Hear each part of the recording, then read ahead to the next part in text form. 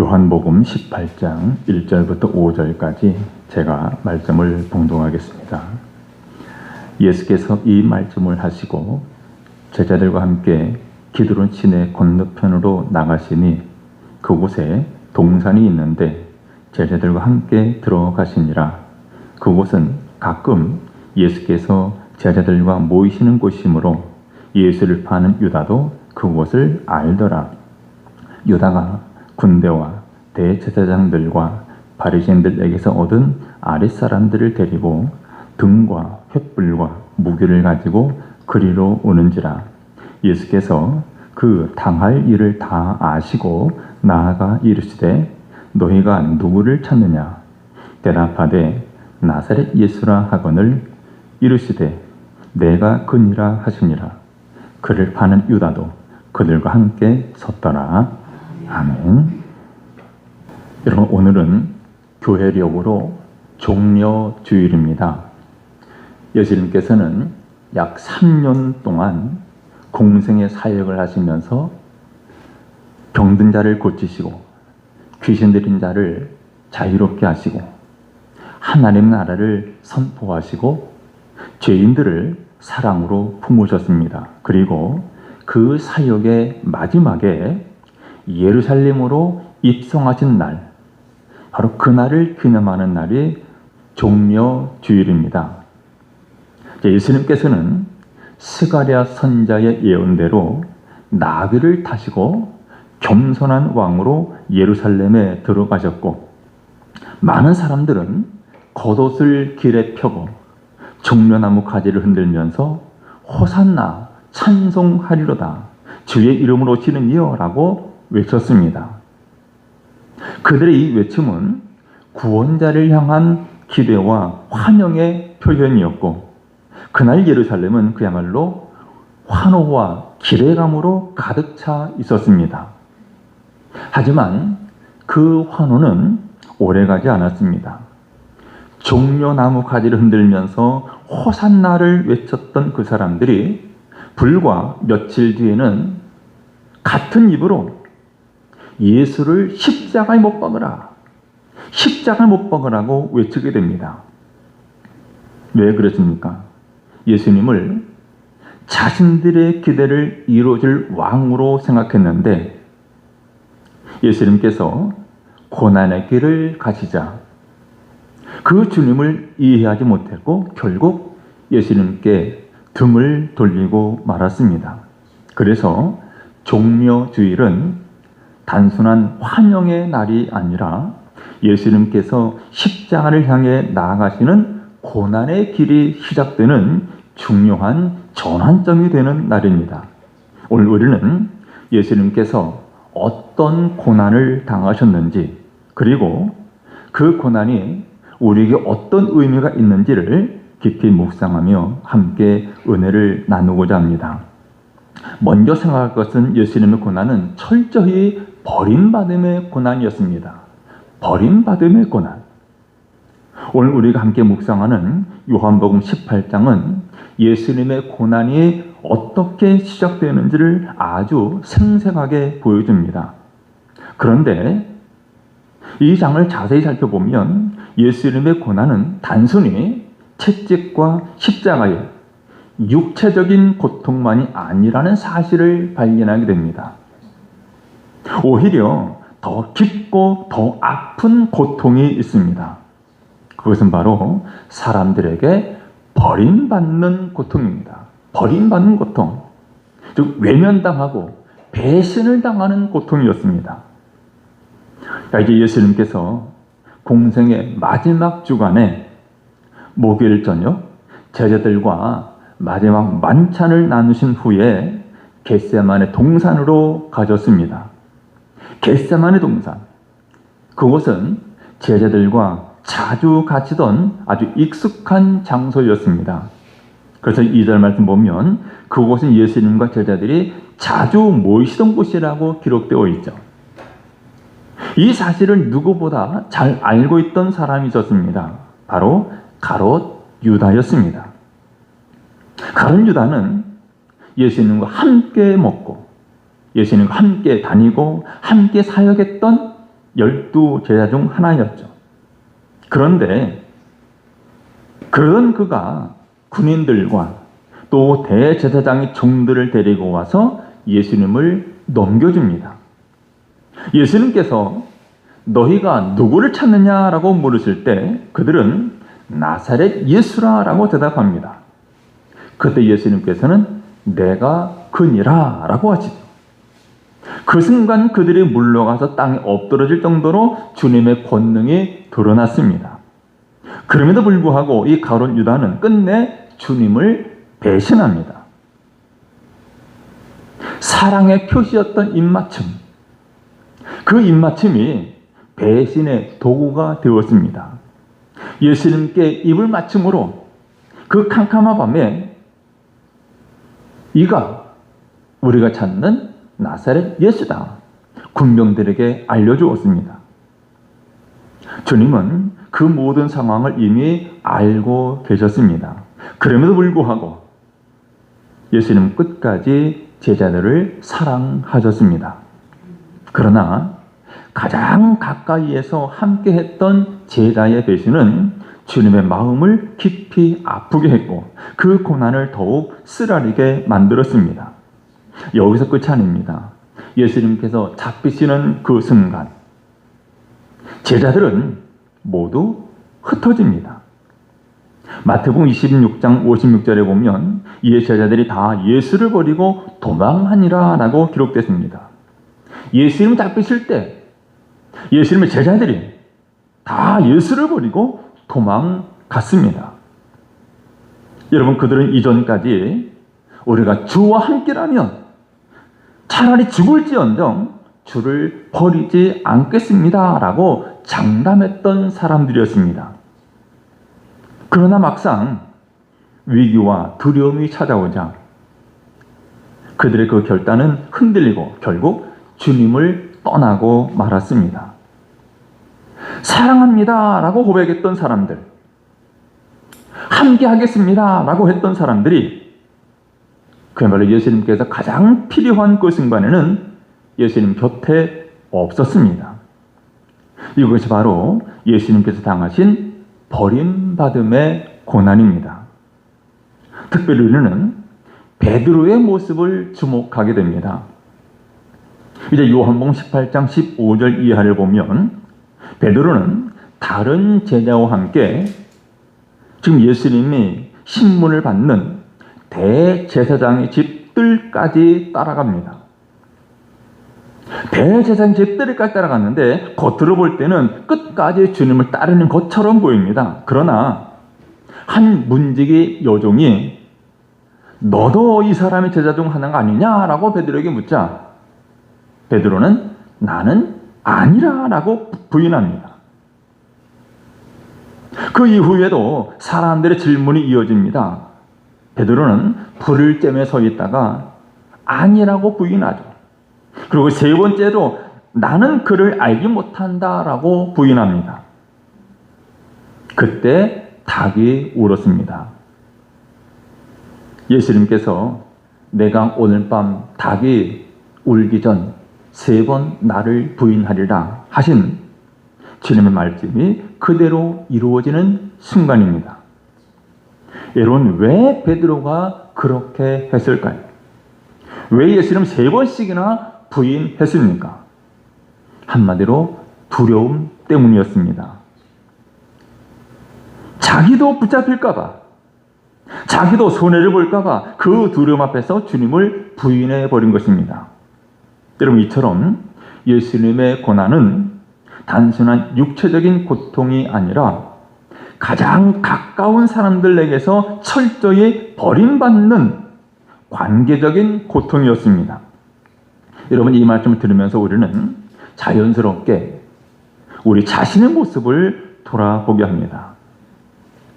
우리는 평소에 고백합니다. 주님 사랑합니다. 주님 끝까지 따르겠습니다. 그래서 예배할 때에 눈물로 기도하고 온 마음을 다해 주님을 찬양합니다. 그런데 막상 우리 삶 속에서 손해가 따르고 때로 신앙 때문에 불이익이 생기고 믿음을 지키는 것이 부담이 되는 상황이 오면 어떻습니까? 그때도 여전히 담대하게 주님을 고백하고 있습니까? 많은 경우 우리는 침묵합니다. 내가 예수 믿는 것 드러내지 않습니다. 때로는 한 걸음 물러섭니다. 더 나아가서 어떤 순간에는 주님을 모르는 사람처럼 살아가기도 합니다. 사람들의 시선이 두렵고 사람들과의 관계가 깨질까 염려되고 어떤 물질적인 손해를 볼까 봐 걱정되기 때문에 침묵하고 믿음을 드러내지 못하고 주님을 모르는 사람처럼 살아갑니다. 이것이 바로 베드로의 모습이었고 동시에 오늘 우리의 모습이기도 합니다. 바로 이런 우리의 모습 때문에 예수님의 고난은 더욱 깊어집니다. 주님은 우리를 끝까지 사랑하셨습니다. 우리로부터 배신당할 것을 아시면서도 사랑하셨고 우리가 부인할 것을 아시면서도 품으셨습니다. 그러나 우리는 너무 쉽게 흔들립니다. 주님은 우리를 붙드시는데 우리는 여러 가지 상황에 따라서 주님을 내려놓습니다. 그래서 예수님의 고난은 단순한 육체의 고난이 아니라 사랑하는 자들에게 철저하게 외면당하는 관계적인 아픔이었던 것입니다. 그러므로 오늘 이 말씀 앞에서 우리는 스스로에게 질문해야 합니다. 나는 지금 어떤 자리에서 신앙생활을 하고 있는가? 나는 편안할 때만 주님을 따르는 신앙은 아닌지, 또 사람들의 시선과 손해에 대한 두려움 때문에 믿음을 뒤로 미루고 있지는 않는지 정직하게 돌아보아야 합니다. 혹시 우리의 모습이 주님을 가까이 따르는 것 같지만 결정적인 순간에는 부인했던 이 베드로의 자리와 닮아 있지는 않는지 깊이 점검해야 합니다. 여러분, 주님은 그런 우리를 아시면서도 끝까지 십자가의 길을 걸어가셨습니다. 나를 위해서 버림받는 길을 선택하셨습니다. 그렇다면 이제 우리의 삶은 달라져야 합니다. 여러분, 두려움보다도 주님을 더 사랑하고 우리가 받는 손해보다도 믿음을 더 붙들고 어떤 상황 속에서도 주님을 부인하지 않는 삶으로 나아가시기를 바랍니다. 여러분, 어떤 상황에서도 주님 편에 서고 주님과 함께 사랑하는 믿음의 사람들 되시기를 우리 주님의 이름으로 축원합니다. 자, 이처럼 예수님께서 당하신 버림받음의 고난은 단순한 아픔으로 끝나는 것이 아니었습니다. 그 고난은 우리를 살리기 위한 하나님의 계획 속에 있었고 결국 대속을 위한 희생으로 이어집니다. 즉 예수님의 고난은 대속을 위한 희생이었습니다. 이제 우리는 예수님의 고난의 두 번째 모습을 살펴보게 됩니다.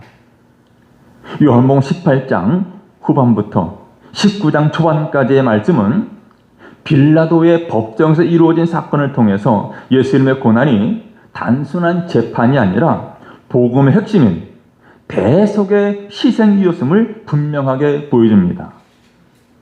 여러분, 빌라도는 당시 유대 지역을 다스리던 로마의 총독입니다.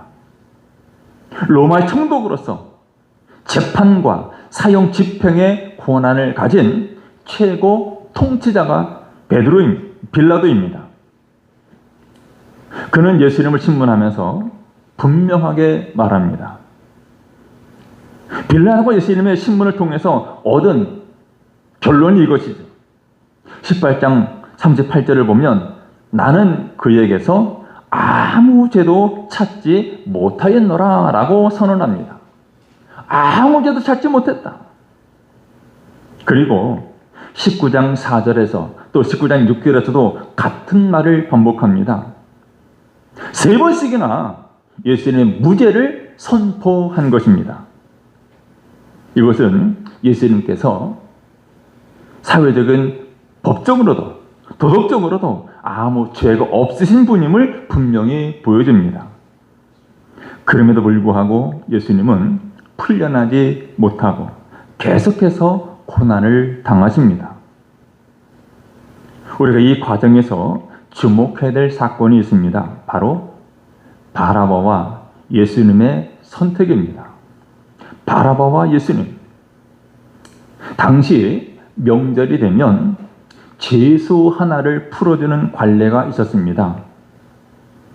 18장 40절에 기록된 것처럼 사람들은 둘 중 하나를 선택을 합니다.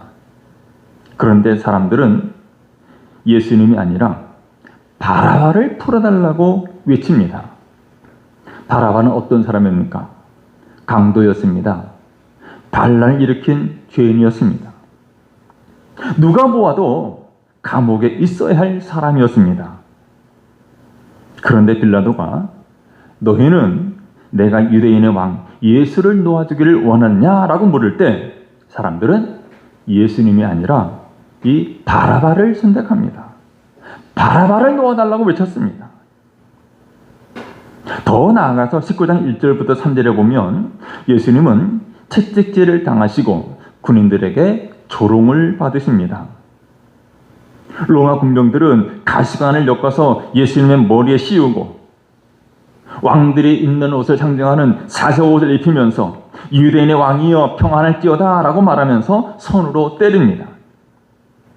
무지하신 분이 죄인 취급을 받으셨고 수치와 고통을 당하시게 되었습니다.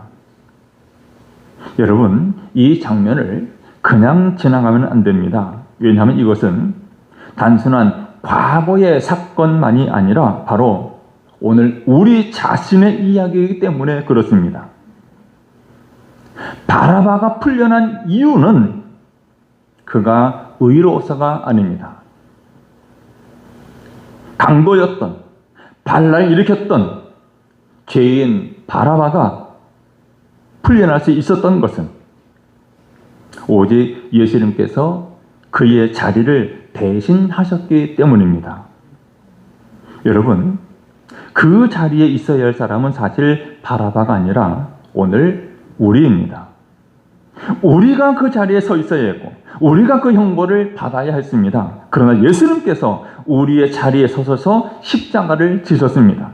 그래서 죄인이 살아나고 의인이 죽는, 한마디로 자리 교환이 일어난 것입니다. 여러분, 이것이 바로 복음입니다. 복음은 내가 살아야 할 이유가 아니라 내가 대신 살아났다는 사실입니다. 내가 대신 살아난 거예요. 우리는 종종 복음을 어렵게 생각하지만 사실 복음은 매우 분명합니다. 내가 받아야 할 형벌을 예수님께서 대신 받으신 것이고 내가 져야 할 십자가를 예수님께서 대신 지신 것입니다. 그래서 우리가 살아난 것입니다. 이런 의미에서 우리는 모두 바라바와 같은 존재입니다.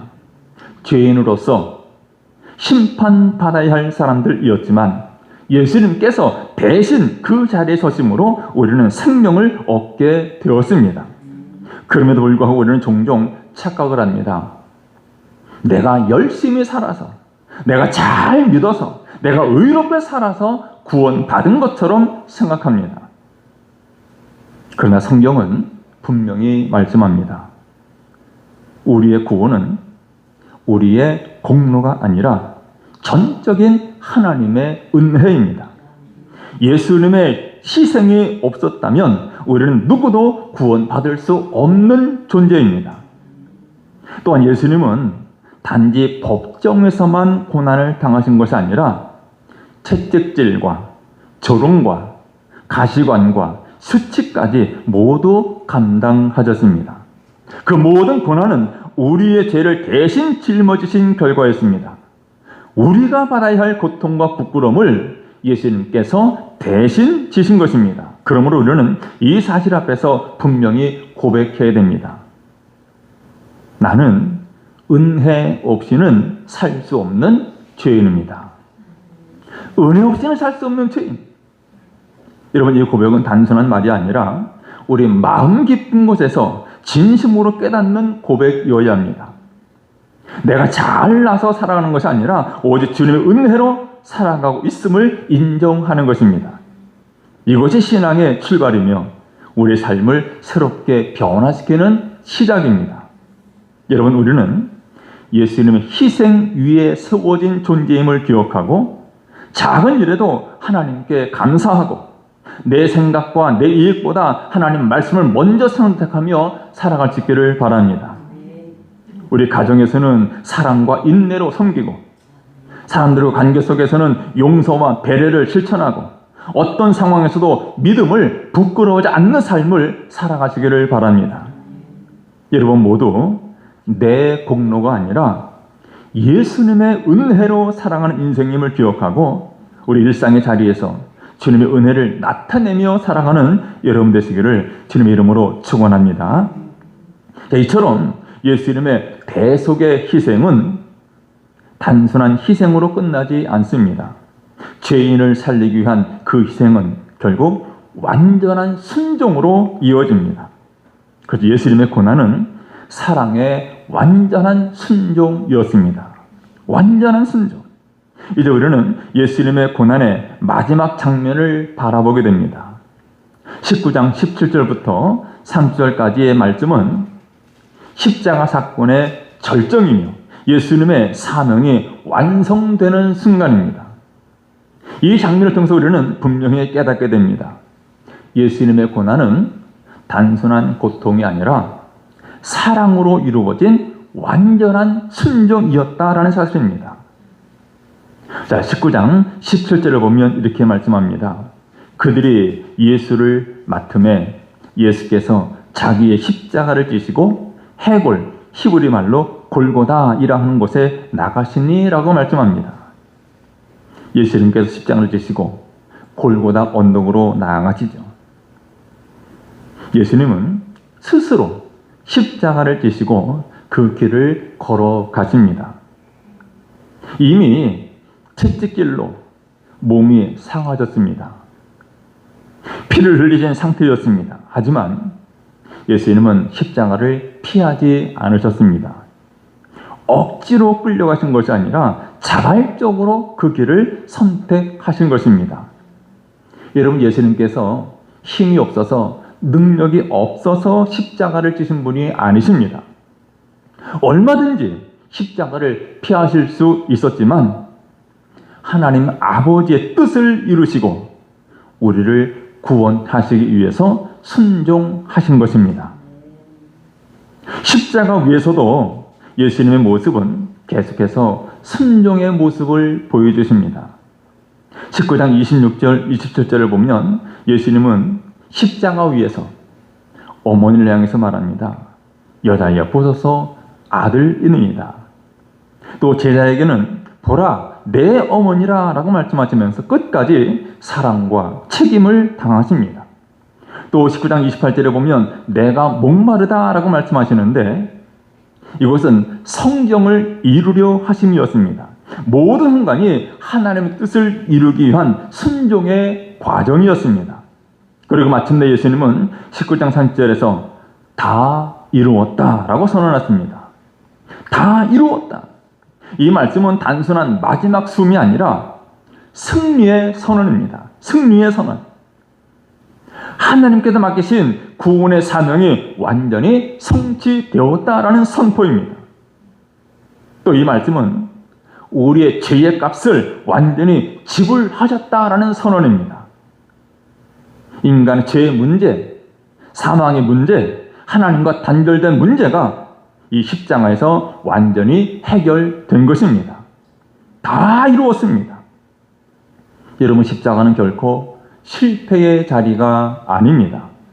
겉으로 보면 가장 처참하고 고통스러운 자리처럼 보이지만 우리 믿음의 눈으로 보면 그곳은 완성의 자리입니다. 예수님은 십자가에서 모든 것을 이루신 것이 아니라 우리의 구원을 온전히 이루셨습니다. 그래서 십자가는 패배가 아니라 승리이며 끝이 아니라 새로운 시작입니다. 이 모든 것은 예수님께서 사랑으로 끝까지 순종하셨기 때문에 가능한 일이었습니다. 특별히 우리가 붙들어야 할 것은 예수님의 끝까지 가시는 순종입니다. 끝까지 가는 순종. 예수님은 고난이 시작되었을 때 물러서지 않으셨고 겟세마네 동산에서 결단하신 그 뜻을 마지막 순간까지 지키셨습니다. 고통이 깊어질수록 순종을 포기하신 것이 아니라 오히려 더욱 온전히 하나님의 뜻을 이루며 나가셨습니다. 이것이 바로 완전한 순종의 모습입니다. 그렇다면 오늘 우리의 신앙은 어떠합니까? 우리는 종종 시작은 잘 하는데 끝까지 이어가지 못할 때가 많습니다. 기도도 하다가 멈추고 말씀도 듣다가 식어집니다. 결단도 시간이 지나면서 약해지고 상황이 좋을 때는 순종하지만 어려움이 찾아오면 쉽게 내려놓습니다. 그러나 우리 주님께서 우리에게 보여주신 것은 끝까지 가는 믿음의 길입니다. 하나님은 우리에게 완벽함을 요구하는 것이 아니라 어떤 상황 속에서도 하나님을 향한 방향을 잃지 않는 삶을 원하십니다. 우리는 넘어질 수 있지만 다시 일어나고 우리는 흔들릴 수 있지만 다시 하나님을 붙들어야 됩니다. 이것이 참된 믿음입니다. 중요한 것은 어떤 상황 속에서도 하나님의 뜻을 놓지 않는 것입니다. 여러분, 순종은 어떤 특별한 사람만의 이야기가 아닙니다. 직장에서 정직함을 잃지 않는 것, 가정에서 사랑과 인내로 섬기는 것, 사람들의 관계 속에서 믿음을 부끄러워하지 않는 것, 또한 손해가 따르더라도 하나님의 말씀을 선택하는 것, 바로 그런 삶이 순종입니다. 이러한 일상의 자리에서 믿음을 지키는 것이 곧 하나님께 드리는 순종의 삶입니다. 우리는 또 기억해야 됩니다. 이 순종의 길에는 때로 고난이 따르지만 그 길 끝에는 반드시 하나님의 완성이 있습니다. 예수님의 십자가 뒤에 부활이 있었던 것처럼 우리 순종에도 하나님의 선하신 열매가 맺히게 될 것입니다. 그러면 여러분, 어떤 상황 속에서도 하나님의 뜻을 놓지 말고 끝까지 믿음을 지키며 순종의 길을 걸어가시기를 바랍니다. 우리 주님을 더욱 사랑하고 어떤 환경 속에서도 담대히 신앙을 지키며 살아가는 믿음의 성도들 되시기를 주님의 이름으로 축원합니다. 이제 말씀을 정리합니다. 오늘 우리는 예수님의 고난을 통해서 세 가지를 함께 묵상했습니다. 예수님의 고난은 사람들에게 철저히 버림받으신 고난이었고, 예수님의 고난은 우리를 대신한 대속의 희생이었고, 예수님의 고난은 끝까지 이루신 사랑의 순종이었습니다. 이 모든 고난은 결국 우리를 살리기 위한 하나님의 은혜였습니다. 여러분, 이제 종료주일과 또 이 한 주간 고난 주간을 지나면서 이 말씀 마음에 깊이 새기시기를 바랍니다. 예수님께서 버림받으신 고난을 기억하면서 어떤 상황에서도 주님을 부인하지 않는 믿음을 선택하시길 바랍니다. 또 예수님의 대속의 희생을 기억하면서 내가 은혜로 살아난 존재임을 날마다 감사로 고백하시기를 바랍니다. 그리고 사랑으로 끝까지 순종하신 우리 주님을 따라 어떤 자리에서도 하나님의 뜻을 붙들고 순종으로 살아가는 삶이 되시기를 바랍니다. 이 한 주간 우리 예수님의 십자가의 사랑을 깊이 묵상하며 그 은혜에 합당한 삶으로 살아가는 여러분 되시기를 우리 주님의 이름으로 축원합니다. 기도하겠습니다. 사랑의 하나님 아버지, 오늘 말씀을 통해 우리를 위해 버림받으시고 대속의 희생을 이루시며 끝까지 순종하신 예수님의 십자가 사랑을 알게 하시니 감사합니다. 하나님, 이제 어떤 상황에서도 주님을 부인하지 않고 믿음으로 살아가게 해 주옵소서. 우리가 하나님의 은혜로 살아가고 있음을 깨닫게 하시고 그 은혜에 늘 순종으로 응답하는 삶을 살게 해 주옵소서. 예수님의 이름으로 기도드리옵나이다. 아멘.